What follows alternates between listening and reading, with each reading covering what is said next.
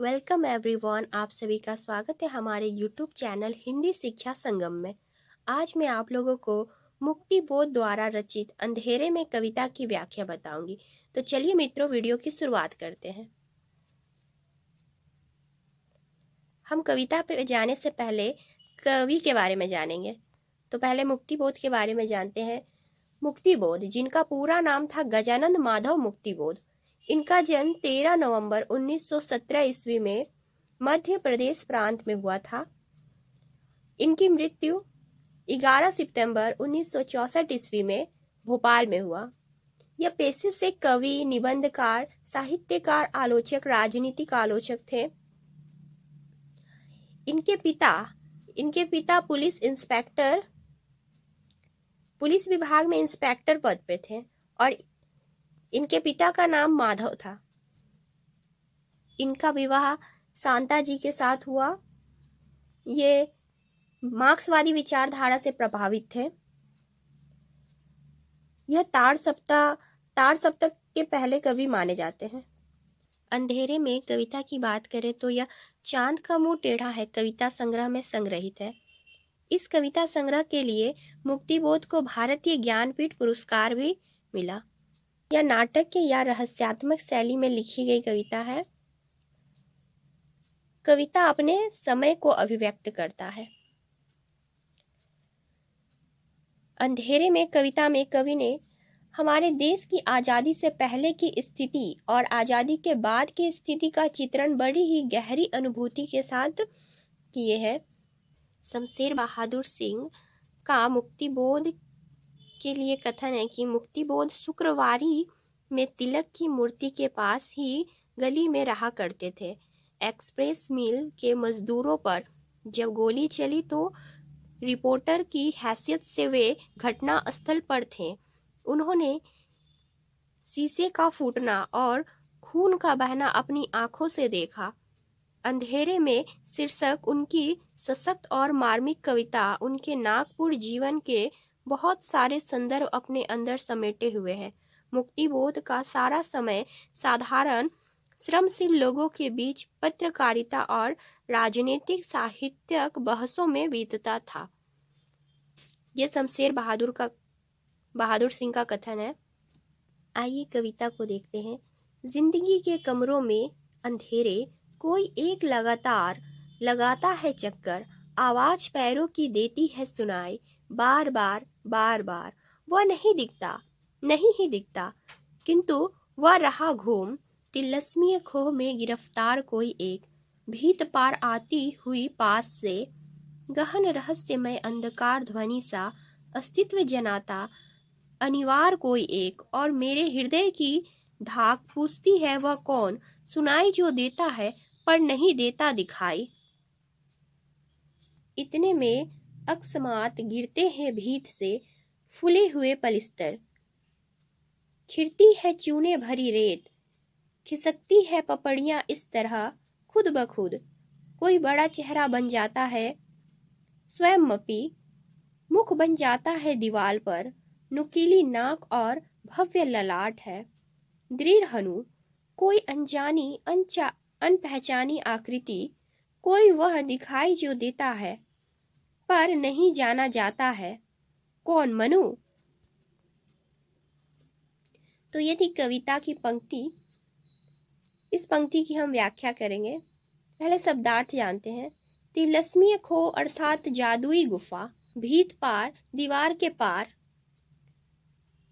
या आंतरिक स्थितियों से पार, गहन गहरी, अनिवार्य अर्थात अनिवार्य निश्चित सा, खिरती खुड़ती भूटती उखड़ती, स्वयं अपी अपने आप ही, भव्य ललाट ऊंचा प्रकाशमान मस्तिष्क, मनु आदि पुरुष मानव, हनु अर्थात ठोड़ी।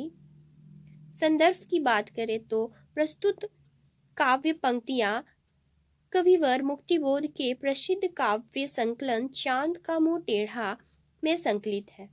अंधेरे में नामक लंबी कविता के प्रारंभ में से उद्धृत की गई है।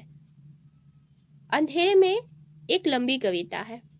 यहाँ से शॉर्ट क्वेश्चन नेट जेआरएफ में पूछा जा सकता है कि अंधेरे में किस प्रकार की कविता है, लंबी कविता या लघु कविता। तो हम लंबी कविता में अंधेरे में को बताएंगे।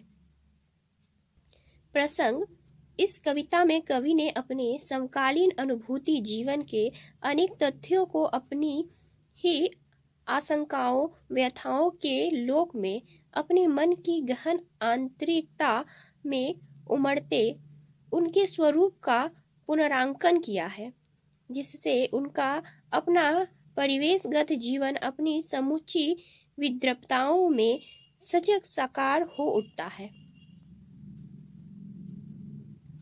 व्याख्या: जिंदगी के अंधेरे बंद कमरे में अर्थात अंतर्मन की गहराई में कोई एक आशंका, किसी एक स्थिति का रूप भाव सहसा प्रस्फुटित हो उठने के लिए लगातार चक्कर लगा रहा, अर्थात रह रहकर उमड़ उमड़ पड़ने की चेष्टा कर रहा है।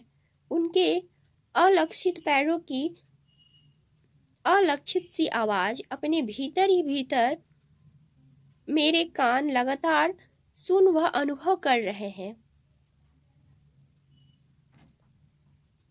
मैं उस आशंकित भाव विचार के स्वरूप को बार बार देखने की चेष्टा कर रहा हूँ, पर वह दिखाई ही नहीं देता, अर्थात समझने का प्रयत्न करने पर भी वह अपने वस्तु स्थिति में स्पष्ट समझ नहीं पा रहा, पर मन की तिलस्मीय गुफा में बंदी बना सा वह अलक्षित विचार या दृश्य निरंतर घूम रहा है।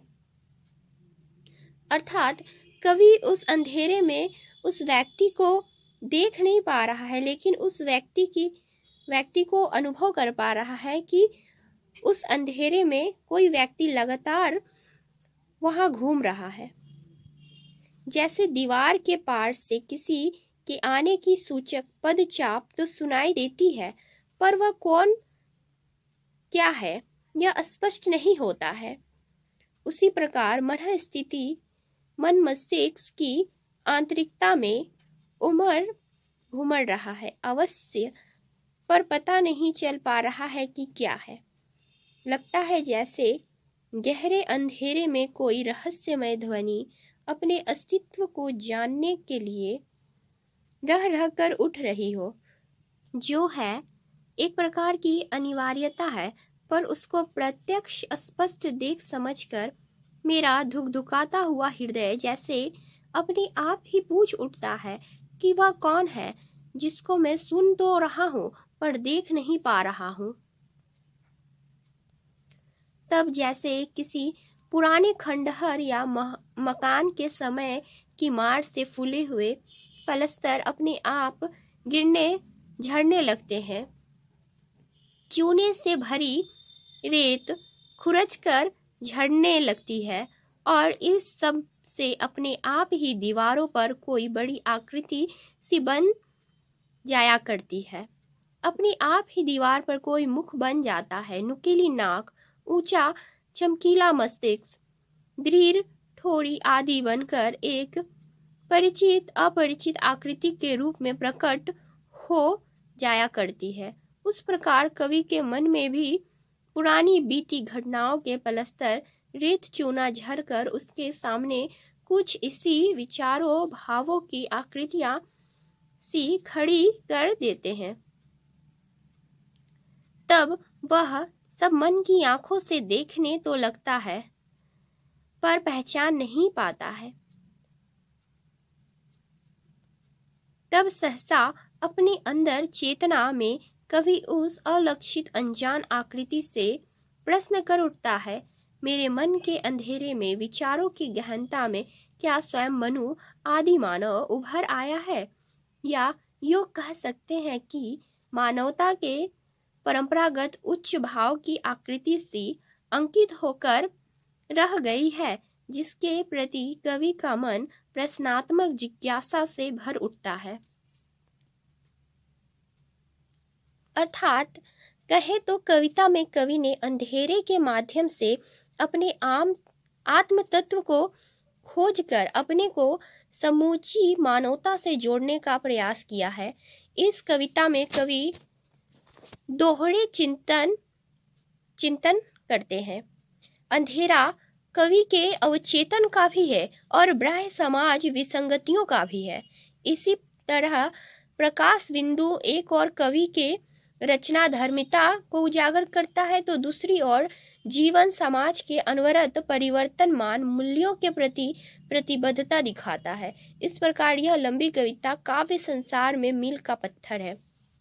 विशेष यहाँ मनोविज्ञान ही धरातल पर कवि ने अपने ही गहन मनोद्वंद को अभिव्यंजित किया है। वस्तुतः चिंतन की गहन स्थितियों में व्यक्ति के मन स्थिति इसी प्रकार बूझ अबूझ के द्वंद में उलझकर प्रश्नात्मक या जिज्ञासात्मक हो जाया करती है, जिसका स्वाभाविक प्रत्यांकन हुआ है।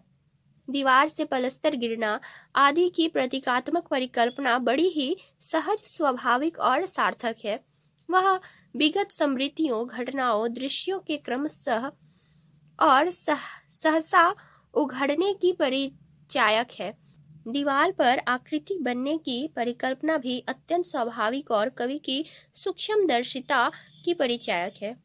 कौन मनु का प्रश्नात्मक भाव मानवता का आरंभ से विवेचन मूल्यांकन करने के लिए व्यक्त किया गया है। शैली की बात करें तो यह रहस्यात्मक शैली या फिर नाटकीय शैली में लिखा गया है। भाषा सहज सरल है। तो यह थी अंधेरे में कविता की व्याख्या। आशा करती हूँ कि आपको यह व्याख्या पसंद आए। यदि व्याख्या पसंद आए तो वीडियो को लाइक शेयर करें और चैनल पर नए हो तो चैनल को सब्सक्राइब करें। मिलते हैं अगले वीडियो में, तब तक के लिए धन्यवाद।